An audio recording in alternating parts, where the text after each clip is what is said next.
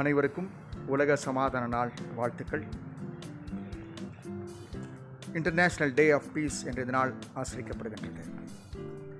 இன்றைக்கு சமாதானத்தை நாடி ஆன்மீகத்திலே கோயில்களுக்கு செல்வது, மசூதிகளுக்கு செல்வது, ஆலயங்களுக்கு செல்வது என்று, புனித தலங்களுக்கு செல்வது என்று மக்கள் பல்வேறு நிலையிலே சமாதானத்தை நாடுகிறார்கள்.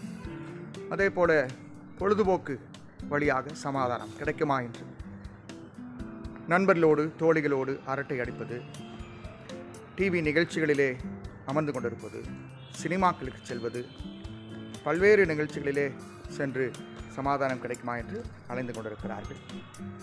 இன்னும் அடிமைத்தனங்களிலே உழன்று கொண்டிருப்பதன் வழியாக சமாதானம் கிடைக்குமா என்று ஏராளமான மக்கள் முயற்சிக்கிறார்கள். போதை மருந்துகளை பயன்படுத்துகிறார்கள், மதுபானங்களுக்கு அடிமைகளாக இருக்கிறார்கள்.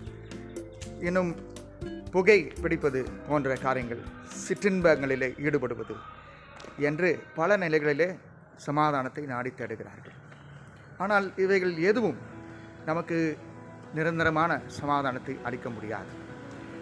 ஆண்டவர் இயேசு கிறிஸ்து மட்டுமே நமக்கு உண்மையான சமாதானத்தை அளிக்க முடியும்.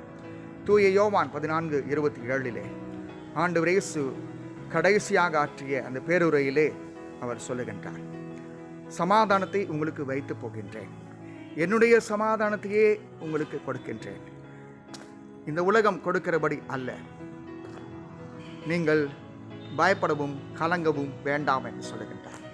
ஒவ்வொரு வாழ்விலேயும் அந்த கடைசி வார்த்தைகள் என்ன சொல்கிறார்கள் என்பது எல்லாராலும் கூர்ந்து கவனிக்கப்படுகிறது. இயேசு கிறிஸ்து நமக்கு கடைசியாக கொடுத்த வார்த்தை, உயில் போன்ற ஒரு வார்த்தை. இந்த உலகத்தில் பெற்றோர்கள் நமக்கு கொடுக்கிற சொத்துகள் அழிந்து போகலாம், பரம்பரை சொத்துக்கள் எல்லாம் அழிந்து போகலாம், அந்த உயில்கள் எல்லாம் அழிந்து போகலாம். ஆனால் இயேசு கிறிஸ்து நமக்கு கொடுத்த சமாதானம் அது என்றென்றும் நிலைத்து நிற்கும். நம்முடைய குடும்பத்திற்கும் அது, நம்முடைய தலைமுறைக்கும் அது நீடித்து நிலைத்திருக்கும்.